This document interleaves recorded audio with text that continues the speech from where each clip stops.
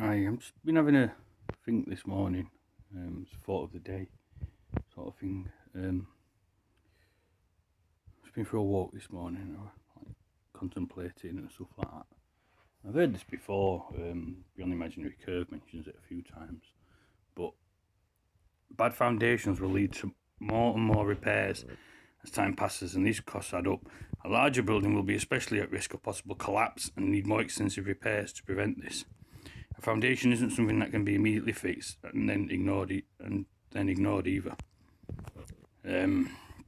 Foundation of a building is the strongest part of the structure, right? So, if that's the case, we can have a look at do all civilizations fall. Virtually all civilizations have suffered such a fate, regardless of their size or complexity. Some of them later revived and transformed, such as China, India, and Egypt. However, others have never recovered. But this is Roman Empire, but I think the Roman Empire is still going strong now. I think it's still all under Rome anyway, but from my research. But basically, if you think about it, if buildings and houses and whatever else are built on faulty foundations, they're going to need repairs and they're going to eventually collapse. So it's the same with civilizations and society.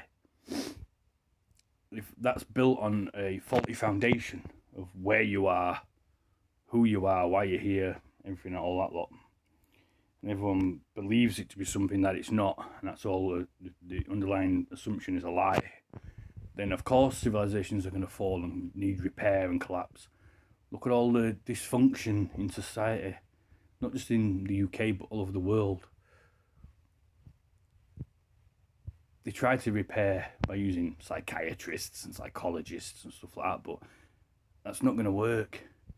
They're only like temporary sort of like repairs and stuff like that, trying to repair it a little bit.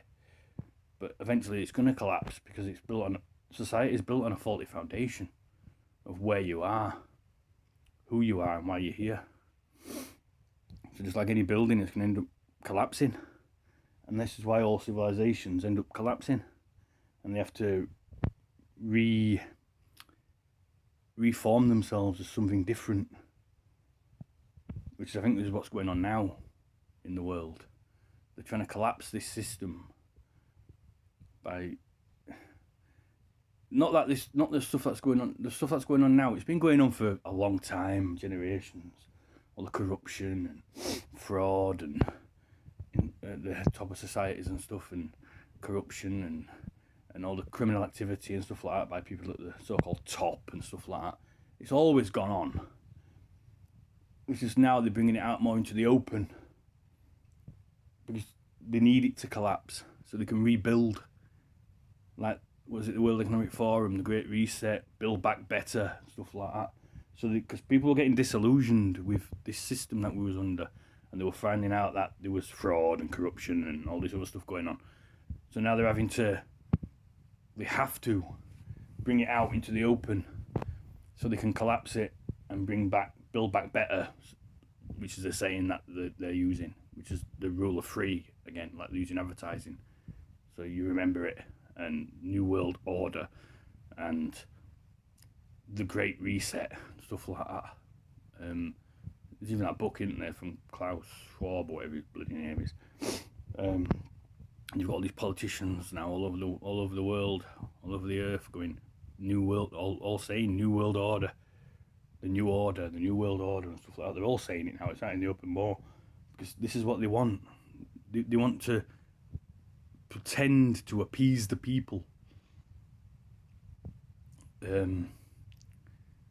So yeah, but it's still going to be the same people at the top pulling all the strings, like they always have been for generations. But they're going to make it look like it's going to be different and better and stuff like that, and less corruption, less criminal activity, less fraud going on, and everything else. But it's still going to be happening. it's just not going to be reported on again. They're going to hide it all away again and protect themselves, protect each other, and look out for each other and keep it hidden again. And then we're going to end up with the same thing again. So this is why it's so important for everyone to figure out exactly where they are, who they are, and why they're here. This is why it's so important. So society as a whole can get that comprehension, and then hopefully then it won't fall, it won't collapse, it'll have a strong foundation. So when people say, oh, what does it matter and all this lot, that's why it matters. Of course it matters. All civilizations fall because it's all built on a faulty foundation of living on a globe in the vacuum of space, and the heliocentric concept and the mathematical concept and everything, and the Big Bang cosmology, which is like a religious creation story. And people deep down, subconsciously, they know this. People know this, but they're being hoodwinked and indoctrinated and brainwashed and hoodwinked into believing that's true, that's real, that's the real foundation, but it's not. And if we keep that old foundation, things are never going to change. They're just going to go back to how they were before eventually, because people are going to let it happen because it's under a faulty foundation. People need to empower themselves, learn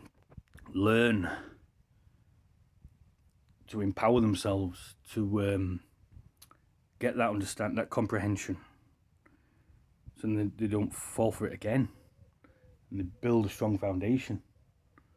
This is what's needed. But too many people are intellectually lazy and scared of doing that, because people don't like the unknown.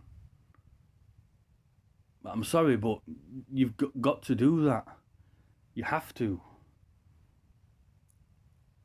If you want to change anything for the better, you need to get that comprehension of the true foundation of where you are, who you are, and why you're here. I think that's it, really. I can't think of what else.